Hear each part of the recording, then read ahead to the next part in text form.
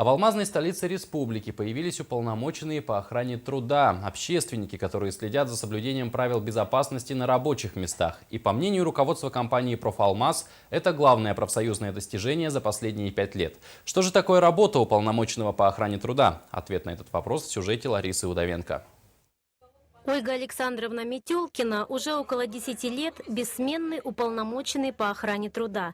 Коллектив цеха доводки фабрики номер 3 знает, кому доверять это ответственное занятие.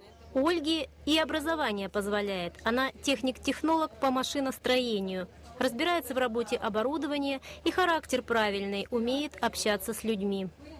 Мы с каждым сепараторщиком приходим к его оборудованию, визуальный осмотр еще с ним, открываем аппараты, смотрим, настраиваем. Заодно, если какие-то у нас возникают замечания именно по технике безопасности, там что-то оторвано, там открутилась какая-нибудь дверка, там что-то, я делаю себе помечание, и мы это все устраняем. Или, если мы не можем, там вдруг что-то, сварка нужна или еще что-то, уже даю задание другим службам, и они уже это выполняют. Сегодня институт уполномоченных действительно работающая структура.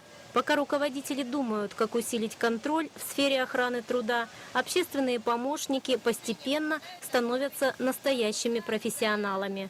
Могут и документ правильно составить, и добиться устранения недостатков на рабочем месте. Многолетний опыт приносит свои результаты.